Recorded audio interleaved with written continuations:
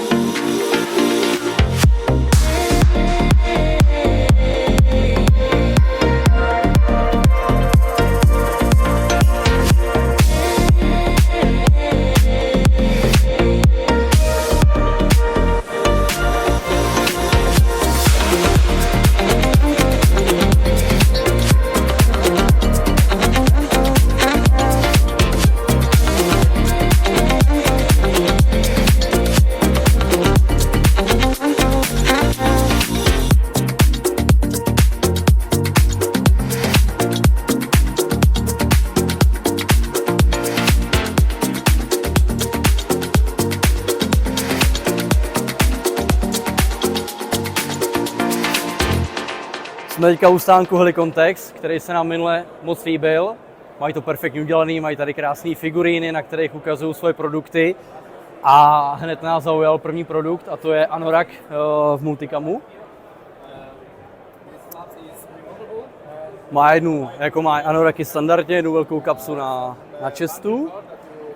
Pak tady má Helicon nějaký nový produkty, jako třeba klobouček. A Ghillie Suit, u toho si nejsem úplně jistý, jestli je nový produkt, ale mrkneme se dál. Osobně mě nejvíc zaujala tady nová řada záchranářů. Mají to moc slušivý.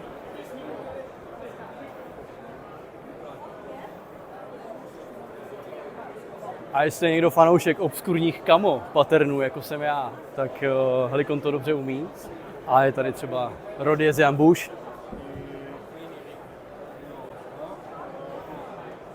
Parádní věc a nová řada, podle mě nová, je Duck Hunter.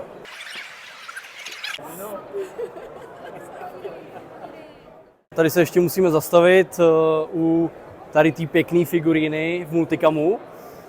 Je to takový lehký softshell.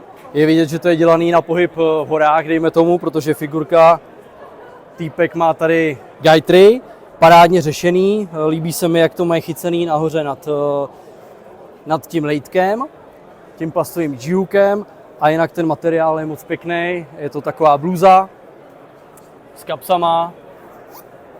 Ty kapsy, líbí se mi, jak tam mají řešený kapsičko na mobil. Takový detail, ale přijde mi fajnový.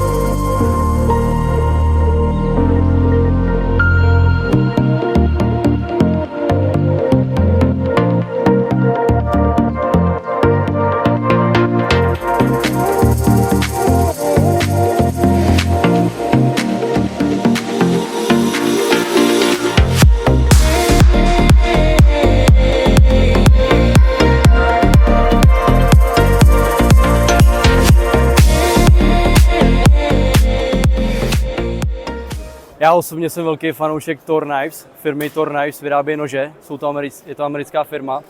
A teď jsme na stánku Cairo, bavili jsme se s chlapama a jak jsme šli pak kolem, odcházeli jsme ze stánku, tak jsem si všimnul tady téhletý výlohy.